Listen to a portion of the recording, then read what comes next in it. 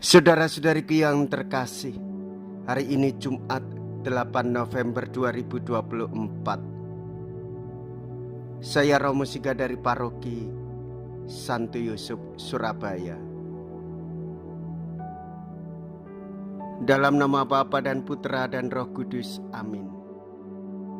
Paulus melihat kehidupan banyak orang Filipi. Tuhan mereka adalah perut, kemuliaan mereka hal-hal yang aib, dan pikiran mereka tertuju ke perkara-perkara duniawi.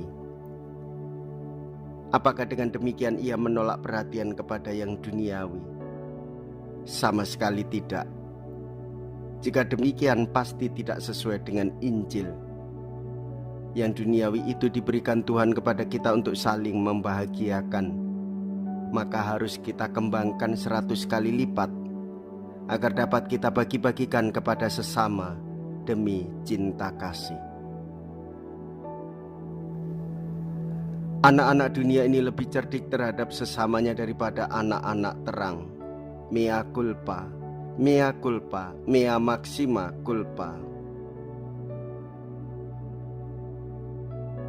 Marilah kita berdoa. Allah Bapa kami, sumber kebahagiaan, berkenanlah menciptakan lagi kami berkat sabdamu menjadi manusia baru yang mengimani sabda putramu, Adam baru. Dialah harapan kami untuk hari kemudian. Dialah Tuhan dan pengantara kami, yang hidup bersama dengan Dikau dalam persatuan Roh Kudus, Allah sepanjang segala masa. Amin. Tuhan bersamamu dan bersama rohmu. Inilah Injil suci menurut Lukas. Dimuliakanlah Tuhan. Lukas bab 16 ayat 1 sampai dengan ayat 8. Pada suatu ketika berkatalah Yesus kepada murid-muridnya, ada seorang kaya yang mempunyai seorang bendahara. Kepadanya disampaikan tuduhan bahwa bendahara itu menghamburkan miliknya. Maka si kaya itu memanggil bendaharanya dan berkata, "Apakah yang telah kudengar tentang dirimu? Berilah pertanggungjawaban atas urusanmu, sebab engkau tidak boleh bekerja sebagai bendahara lagi." Berkatalah bendahara itu dalam hatinya, "Apakah yang harus kuperbuat? Tuanku memecat aku dari jabatanku, mencangkul aku tidak dapat mengemis aku malu. Aku tahu apa yang akan kuperbuat, supaya apabila aku dipecat dari jabatanku sebagai bendahara, ada orang yang mau menampung aku di rumah mereka." Lalu ia memanggil satu demi satu orang yang berutang kepada tuannya. Berkatalah ia kepada yang pertama, "Berapa besar utangmu pada tuanku?" Jawab orang itu, 100 tempayan minyak. Lalu kata bendahara itu, "Inilah surat utangmu, duduklah dan buatlah surat utang lain sekarang juga 50 tempayan." Kemudian ia berkata kepada yang lain, "Dan saudara, berapa utangmu?" Jawab orang itu, 100 pikul gandum. Katanya kepada orang itu, "Inilah surat utangmu, buatlah surat utang lain 80 pikul." Bendahara yang tidak jujur itu dipuji tuannya karena ia telah bertindak dengan cerdik. Sebab anak-anak dunia ini lebih cerdik terhadap sesamanya, terhadap anak-anak terang. Demikianlah sabda Tuhan. Terpujilah Kristus.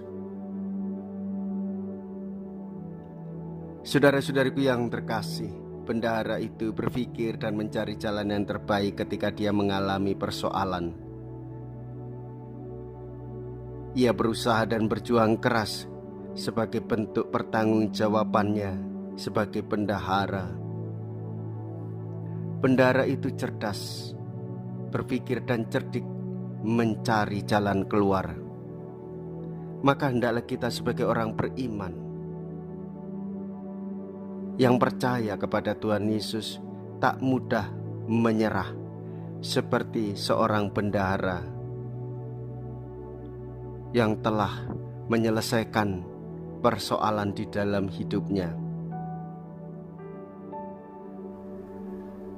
Selalu berpikir supaya mendapatkan inspirasi, kekuatan untuk mencari penyelesaian yang terbaik jikalau kita mengalami masalah. Kita belajar dari bendahara itu. Kita sebagai orang beriman yang percaya kepada Tuhan Yesus tak mudah menyerah. Supaya apa? Supaya pemahaman, pengertian membuat kita mampu bertanggung jawab atas hidup kita, terlebih atas hidup orang lain, sehingga kemampuan kita secara cerdas berpikir, menyelesaikan persoalan-persoalan, membawa keselamatan bukan hanya untuk diri kita sendiri, tetapi keselamatan untuk banyak orang. Saudara-saudari, iman harus dipertanggungjawabkan, terlebih menyangkut kesejahteraan banyak orang.